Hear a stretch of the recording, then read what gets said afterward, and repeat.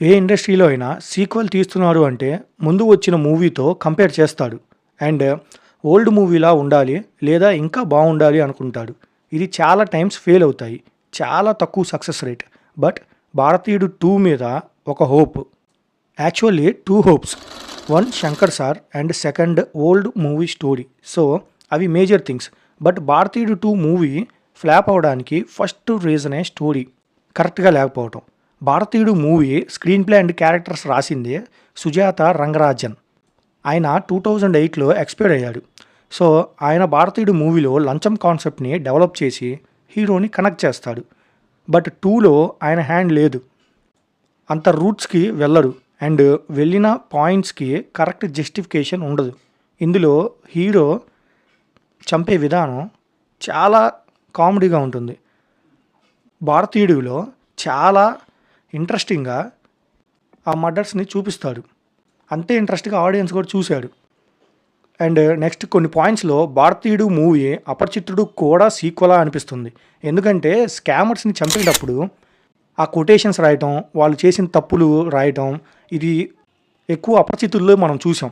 So ఇది కూడా ఈ మూవీకి చాలా మైనస్ అయింది. అండ్ ఎంగేజింగ్గా లేని స్క్రీన్ ప్లే, చాలా ప్లేసెస్లో క్రింజ్, ల్యాగ్. 1 minute ఉంటే చాలు అనుకున్న సీన్ 11 minutes ఉంటే ఎలా ఉంటుందో అలా మూవీ మొత్తం ఉందేమో అనిపిస్తుంది. మూవీ మొత్తం ఒక హాఫ్ ఉంటే అయిపోతుందేమో. 3ని కూడా తీసుకొచ్చి 2లో కంబైన్ చేస్తే సరిపోతుందిగా అనిపిస్తుంది. మూవీ క్లైమాక్స్ అయితే చాలా ల్యాగ్. చేజింగ్ సీనే క్రింజ్గా ఉంది అంటే అందులో మళ్ళీ ఫైటింగ్ సీన్ కూడా ఉంటుంది. ఆడియన్స్కి అప్పటికే హోప్ ఫాల్ అయిపోతుంది. అక్కడ మళ్ళీ ఫైటు.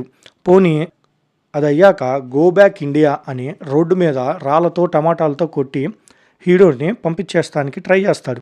రాళ్ళతో టమాటాలతో కొట్టినప్పుడు మూవీ ఎండ్ అయిపోయినా పర్లా, మళ్ళీ అదేదో చపాతీ కర్ర కళ యూజ్ చేసి బ్లాక్మెయిల్ చేసి తప్పించుకోవటం. పోలీసులకి హీరో ఎన్నిసార్లు దొరికినా తప్పించుకోవటమే చాలా మైనస్. ఆ పోలీస్ పోర్షన్స్ మొత్తం చాలా bad writing.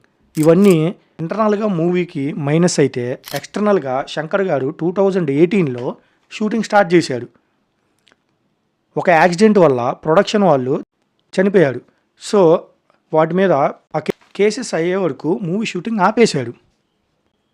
So after game changer start అయిన తర్వాత కోర్టు రిజల్ట్ ఇచ్చిన తర్వాత గేమ్ చేంజర్ అండ్ భారతీయుడు 2 ఒకేసారి షూట్ చేయాల్సిన పరిస్థితి వచ్చింది శంకర్ గారికి. సో అప్పుడు 3 days game changer and 3 days భారతీయుడు 2 షూటింగ్స్లోకి వెళ్ళాడు. నార్మల్గా శంకర్ గారు ఒక మూవీని 2 years తీస్తాడు.